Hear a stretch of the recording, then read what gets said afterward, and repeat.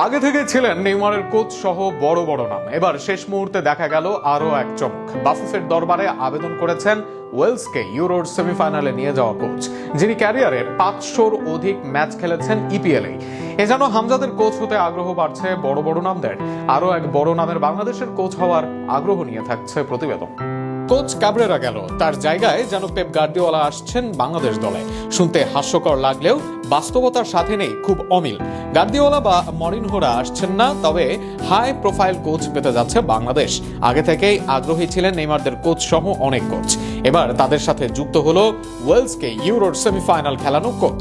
এর মাঝে বাংলাদেশের কোচ হতে আগ্রহ প্রকাশ করেছেন বার্নার্ড স্টার্ক, রোজারিও মিকেল, কনসেসাও এর মতো কোচেরা।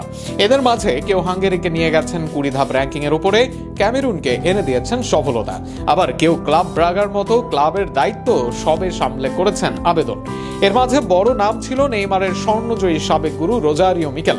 বড় বড় কোচদের ভিড়ে এবার যুক্ত হলেন আরো একজন, তিনি ওয়েলস কোচ ক্রিস কোলম্যান। 55 বছর বয়সী এই কোচ নিজ দেশের দায়িত্ব সামলেছেন 5 বছর।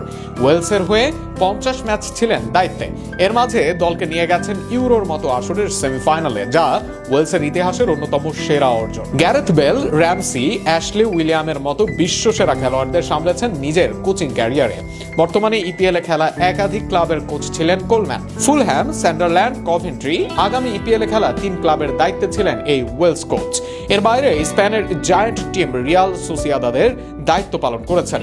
বেলজিয়াম, গ্রিস, চায়না সব জায়গায় আছে কাজের বড় অভিজ্ঞতা। খেলোয়াড় হিসেবেও কোলম্যানের আছে খ্যাতি। ওয়েলসের হয়ে 32 ম্যাচ খেলে করেছেন 4 গোল। ইপিএল এর মতো লিগে খেলেছেন 500-র অধিক ম্যাচ। ছিলেন Manchester city, Fulham, crystal palace, Swansea সিটির মতো দলে। এখনো কোলম্যানের কথা প্রকাশিত হয় ইংলিশ বড় বড় গণমাধ্যমে। তাকে নিয়ে হয় চর্চা। নিঃসন্দেহে কোলম্যান নিয়োগ পেলে বিশ্বে বাংলাদেশের পরিচিতি বাড়বে নতুন করে। একই সাথে খেলোয়াড় ও কোচ হিসেবে সফল হওয়া কোলম্যান যে বাংলাদেশকে দলে দেওয়ার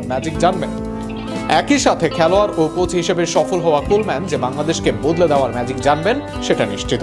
এবার দেখা যাক কেমন সিদ্ধান্ত নেয় বাফুফে, কাকে দেয় এই পদের গুরু দায়িত্ব।